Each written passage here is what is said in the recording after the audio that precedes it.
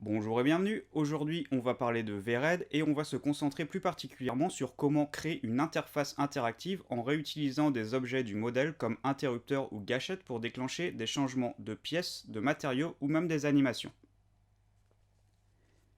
Comme vous pouvez le voir ici, si je clique sur mes pastilles blanches, je vais pouvoir déclencher un changement de pied de ma statue. Maintenant, si je clique sur les pastilles de couleur, je vais changer la couleur du casque.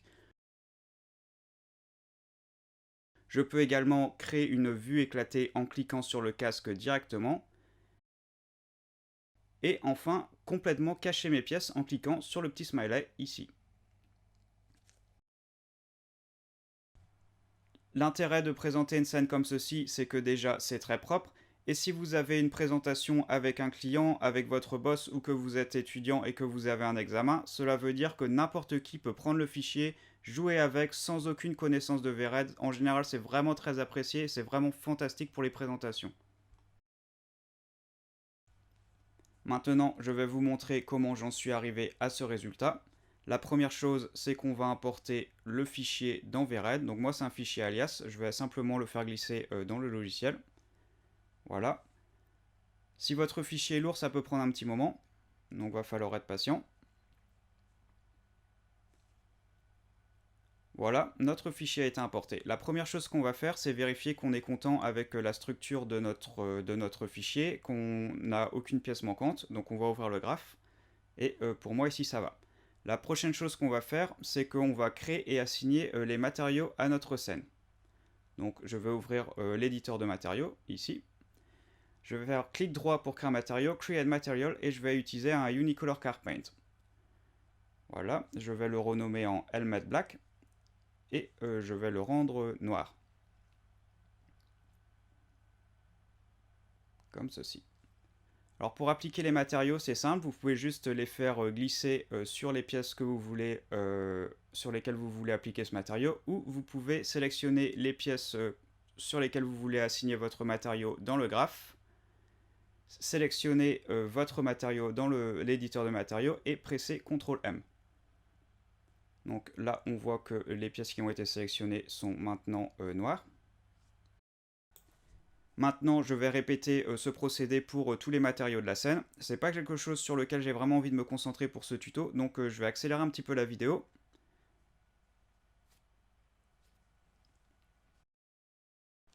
Voilà, tous les matériaux ont été créés, et maintenant, pour les surfaces qui vont changer de couleur, on va créer un switch material. Donc un switch material, c'est un matériau qui en contient d'autres. On va assigner ce switch aux surfaces voulues, et plus tard, on va pouvoir déclencher un changement de matériau à l'intérieur de ce switch. On va pouvoir switcher entre les différents matériaux contenus dans celui-ci. Donc pour créer un switch material, c'est simple, il suffit de faire un clic droit sur un des matériaux que vous voulez contenir dans ce switch. Donc ici le noir, voilà, comme ça, Create Switch Material. Ensuite, on va assigner le reste des matériaux dans ce switch material. Donc ici, on va venir sélectionner notre peinture rose par exemple. On va faire CTRL C, on va retourner sur notre switch, et ensuite on va faire CTRL V. Voilà, même chose pour le blanc. CTRL C et CTRL V dans le switch. Voilà, maintenant on voit que notre switch contient les trois matériaux qu'on veut.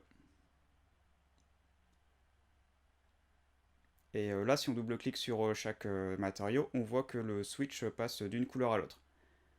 Donc ce qu'on va faire, c'est qu'on va assigner le switch à notre casque, comme ceci. Et on va fermer l'éditeur de matériaux. Maintenant, je vais aussi dupliquer mon environnement. Ça sera une étape qui sera à faire que si vous utilisez la fonction Bake Shadow et non le Ray Tracing. Donc je vais faire un clic droit sur l'environnement, Duplicate, comme ceci. Et je vais refaire encore une fois cette étape pour avoir 3 environnements. Voilà. Donc la raison pour laquelle j'ai besoin de 3 environnements, c'est que j'ai 3 pieds et que leurs ombres vont être différentes à chaque fois. Voilà, je vais aussi renommer les environnements. Comme ceci. Et enfin, le dernier, que je vais renommer Around. Et je vais ouvrir mon Material Editor et là on va pouvoir voir qu'il y a un environnement Switch Environment qui s'est créé et qui contient donc mes 3 environnements, ce qui va nous permettre de passer d'un environnement à l'autre plus tard. Voilà, maintenant tout est mis en place pour qu'on puisse s'occuper vraiment de créer la partie interface. On va commencer par s'intéresser à la partie qui va nous permettre de changer de pied. Avant de rentrer dans les détails, je vais résumer les étapes principales par lesquelles on va passer. Donc la première étape, ça va être de créer les variantes. Donc on va en créer 3, une par pied. Ensuite, on va lier nos pieds aux variantes. Donc ça va nous permettre de dire pour chaque variante quel pied on va cacher et montrer. Ensuite, on va créer nos interrupteurs, donc à l'aide du touch sensor. Donc ça va nous permettre de créer la pièce sur laquelle on va cliquer pour changer de variante. On va créer ensuite un lien entre nos variantes et nos sensors, nos touch sensors, donc nos interrupteurs. Et enfin, les parties 5, 6 et 7, ça va être tout ce qui va être en relation avec l'animation du bouton. Donc la partie 5 va nous permettre de créer un clip. Ensuite, on va éditer ce clip, donc à éditer l'animation, et lier cette animation aux variantes. Donc à partir de ce moment-là, on aura un bouton qui bouge et qui nous permettra de changer les variantes. Ok, donc on va créer nos variantes, donc c'est parti, on va faire ça en ouvrant le V7. On va créer 3 variantes, donc on va cliquer sur le plus pour en créer 1, 2 et 3. On va ensuite les renommer, donc clic droit, rename, donc celle-là on va l'appeler triangle, la deuxième on va l'appeler round, et la troisième on va l'appeler square.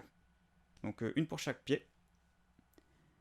Ensuite, on va cliquer sur le petit onglet géométrie et on va mettre nos 3 pieds donc, dans chaque variante. Donc voilà, pour le square, pour le round et encore pour le triangle. Ensuite, ce qu'on va faire, c'est qu'on va dire que pour chaque variante, quel pied on va cacher ou non. Donc ici pour le triangle, on va laisser le triangle en enable et mettre les autres en disable. Pour le rond, on va mettre le round sur enable et disable pour les pièces qu'on veut cacher. Et encore la même chose pour le square. Voilà, donc nos 3 variantes sont maintenant fixées et on voit que quand on double-clique sur chaque variante, ça crée un changement de pied. Voilà, maintenant ce qu'on veut faire, c'est éviter d'avoir à ouvrir le V7 à chaque fois et cliquer sur les variantes. Donc ce qu'on va faire, c'est qu'on va définir un interrupteur. Donc pour ça, on va ouvrir la fenêtre Touch Sensor dans Interaction. Voilà. Et on va mettre chaque pastille blanche donc, dans notre Touch Sensor, la fenêtre Touch Sensor. Ensuite, on va faire glisser chaque fonction sur son interrupteur respectif, donc comme ça. Le round sur la pastille blanche avec le rond, et ainsi de suite. Voilà, donc maintenant on voit que si on passe notre souris sur nos pastilles, on a une main avec un doigt qui apparaît.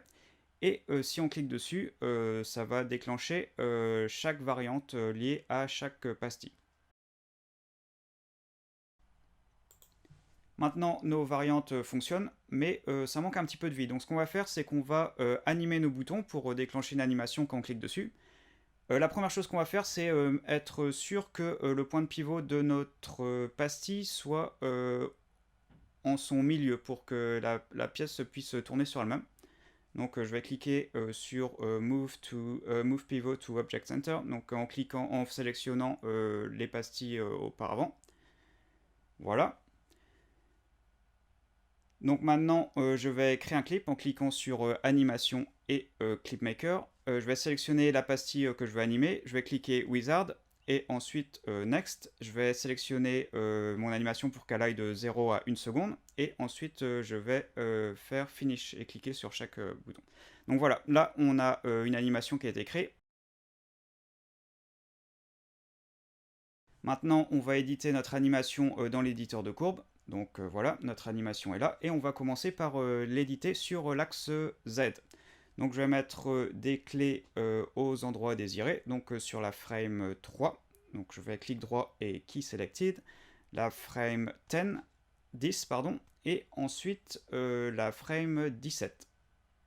Donc voilà, maintenant je vais assigner des valeurs à chaque clé. Donc ici, je vais assigner une valeur de -10. Ensuite, à la frame 10, une valeur de 50. Et -10 encore pour la frame 17. Donc ensuite, je vais sélectionner toutes mes clés et je vais lisser un peu ma courbe pour donner des accélérations un petit peu plus progressives sur l'axe Z. Voilà, comme ça. Donc là, je me rends compte que j'aurais dû rajouter une clé aussi à 20. Voilà, je vais la rajouter et la modifier et lui donner une valeur de 0. Voilà, je vais la lisser aussi.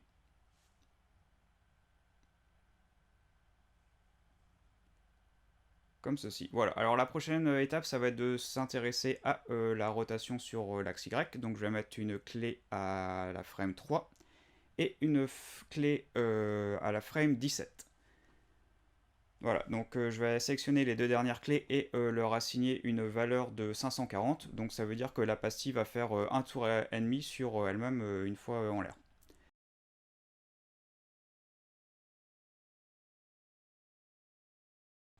Voilà, maintenant si je retourne dans le clipmaker, je peux jouer mon animation et voir à quoi elle ressemble. Donc la prochaine étape, ça va être de lier notre animation à notre variante. Donc ce que je vais faire, c'est que je vais sélectionner ma variante et l'onglet animation et la faire glisser dans celui-ci. Voilà, alors là je me suis trompé, j'aurais dû la faire glisser dans la variante triangle, voilà. Je vais supprimer celle-là. Et maintenant, on voit que si je clique sur ma pastille avec la forme triangle, l'animation va être jouée et le pied va aussi changer de forme. Donc voilà. Maintenant, je vais répéter le procédé pour les trois pastilles. Donc voilà, je vais accélérer un petit peu la vidéo.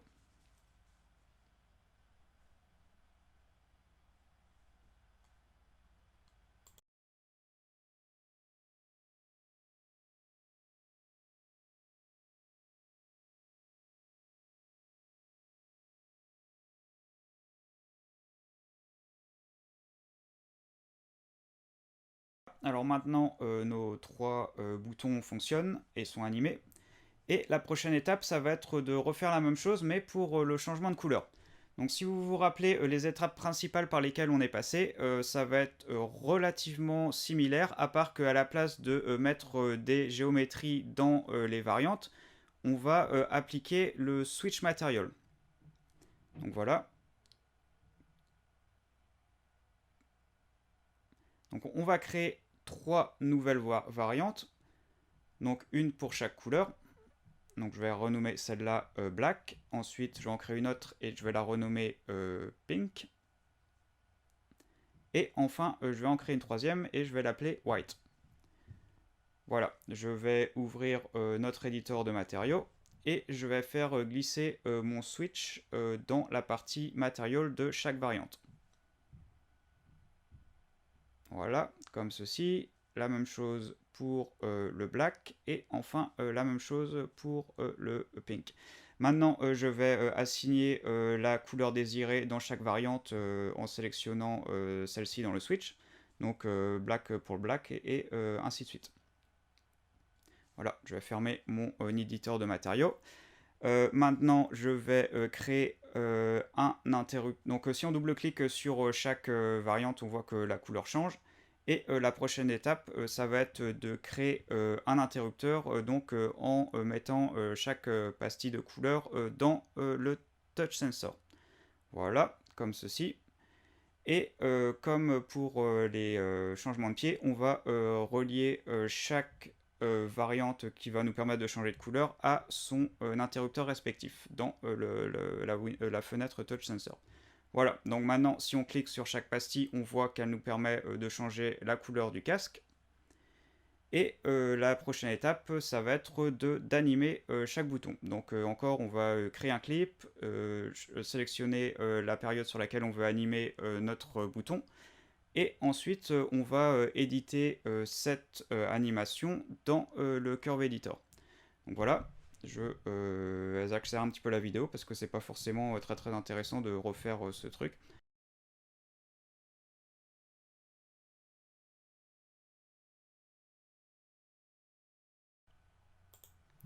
Voilà, notre animation a été éditée. Maintenant, on va la lier à notre variante, comme ceci.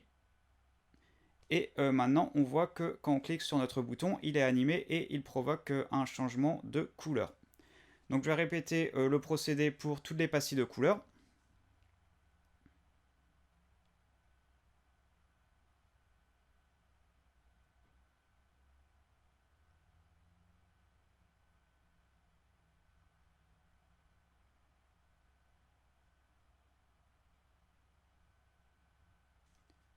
Voilà, toutes nos pastilles ont maintenant été animées. Voilà, alors maintenant on va animer notre petit bouton smiley qui va nous permettre de cacher ou non les pièces du casque. Donc je vais créer une variante appelée, et je vais l'appeler on-off. Voilà, comme ceci. Et ensuite, ce que je vais faire, c'est que je vais lier les parties du casque que je veux montrer ou cacher dans cette variante. Donc je vais cliquer sur l'onglet géométrie et je vais y mettre chaque pièce du casque, comme ceci.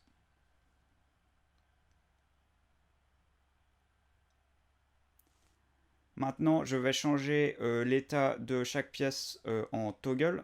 Et ça va nous permettre de montrer ou cacher les pièces à chaque fois qu'on double-clique sur la variante.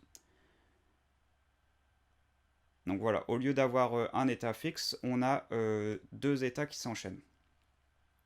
Ensuite, je vais créer un interrupteur à l'aide de la fonction touch sensor et je vais lier ma variante à cet interrupteur.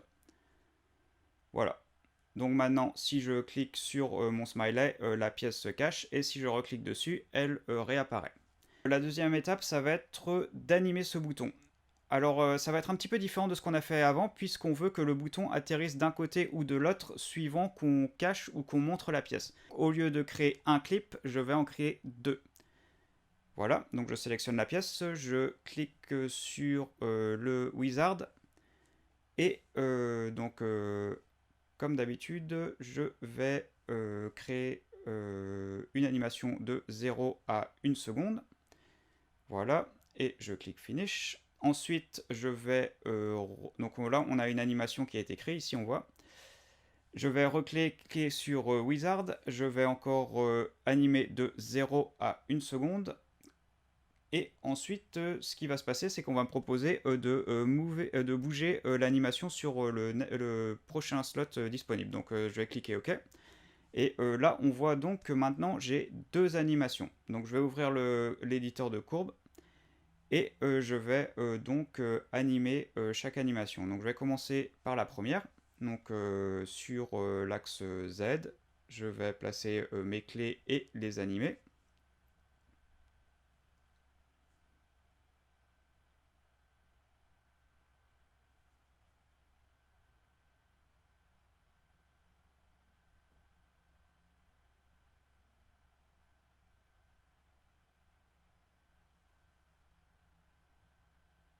Donc voilà, la deuxième animation, ça va être la même chose. Et là, je vais animer l'axe de rotation en X. Et la seule différence, c'est que je vais commencer l'animation à partir de 540 et que je vais la faire sauter à 1080 pour que le bouton fasse un tour et demi de plus et qui commence déjà à l'envers. Voilà. Donc maintenant, nos deux animations ont été créées et je vais donc lier ces animations à notre variante. Donc je vais cliquer Sequential Animation et je vais mettre mes deux animations dans ma variante. Donc ce qui va se passer, c'est que chaque animation vont être jouées les unes derrière les autres. Donc si je clique sur mon bouton comme ceci, on voit que la pièce tombe à l'envers et que nos géométries disparaissent. Et si je reclique, la pièce retombe à l'endroit et nos parties du casque réapparaissent. Voilà. Donc la dernière étape, ça va être de créer la vue éclatée. Donc je vais créer encore une variante et je vais l'appeler Exploded. Voilà. Voilà, maintenant on va animer nos pièces directement. Donc ce qu'on va faire, c'est qu'on va sélectionner les pièces qu'on veut animer et on va créer deux clips, un pour l'explosion et un pour l'implosion. Donc je vais sélectionner les parties du casque et je vais cliquer Wizard, Object et je vais mettre l'animation de 0 à 1 seconde et Finish. Et voilà, donc là on voit qu'on a une animation qui a été créée pour chaque partie du casque. Donc ce qu'on va faire maintenant, c'est qu'on va recliquer sur le Wizard pour créer le second clip, de 0 à 1 seconde encore, Finish, et on va bouger l'animation au Next slot disponible. Voilà, donc on voit qu'on a une animation créée pour chaque géométrie, donc une pour l'implosion et une pour l'explosion. Donc maintenant, on va ouvrir l'éditeur de courbes et on va éditer notre animation, enfin nos animations.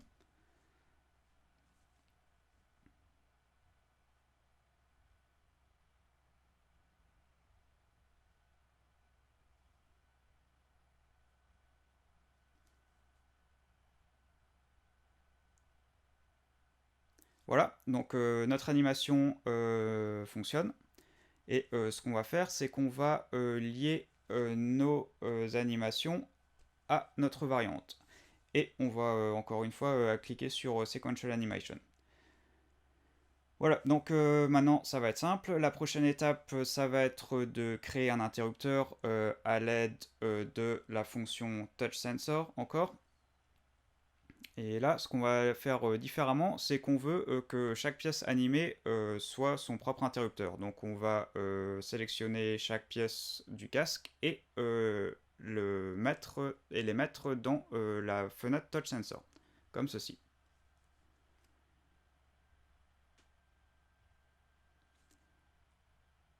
Ensuite, la prochaine étape, ça va être de lier la variante donc Exploded sur chaque touch sensor. Donc ça veut dire que chaque pièce va être son propre interrupteur et qu'on va pouvoir cliquer sur chacune des pièces du casque pour déclencher la même variante. Donc voilà. Maintenant, on voit que si je clique sur les pièces du casque, elles vont ouvrir ou fermer celui-ci. Voilà, je vais fermer les fenêtres. Maintenant, notre interface est complètement fonctionnelle et la seule chose qu'il nous reste à faire pour améliorer un petit peu la scène, c'est de s'occuper des ombres. Donc il nous faut des ombres différentes pour chaque pied et comme je vais incruster mes ombres dans mon environnement, il me faut 3 environnements différents que je vais lier avec chaque variante. Donc je vais ouvrir mon V7 encore et pour chaque variante de pied, je vais lier son environnement respectif. Voilà, donc comme ça. Et ensuite, je vais choisir les environnements que je veux choisir suivant chaque variante. Donc voilà, l'environnement triangle pour le pied triangle, et ainsi de suite. Ensuite, ce qu'on va faire, c'est une fois que chaque environnement est lié à sa variante, on va calculer les ombres pour chaque plan. Donc on va sélectionner le Shadow Plane, et ensuite on va aller dans l'option Bake Light and Shadow. Donc là, je vais laisser tout en qualité médium et je vais cliquer Enable pour la subdivision et Calculate All pour lancer le calcul des ombres. Voilà, maintenant on voit que les ombres ont été calculées pour le pied triangle. Je vais répéter l'opération pour le pied carré. Calculate All encore une fois.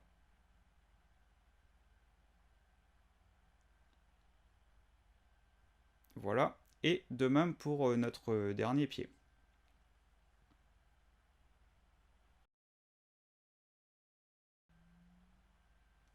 Donc là, on voit que les ombres sont pas vraiment de très très bonne qualité, mais c'est dû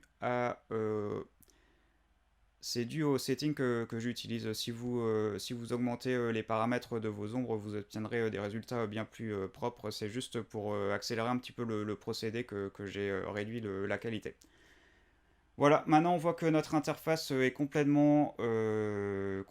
que marche complètement et que les ombres changent suivant les pieds utilisés. Donc voilà, j'espère que ça vous a plu et que ça vous servira et je vous dis à la prochaine.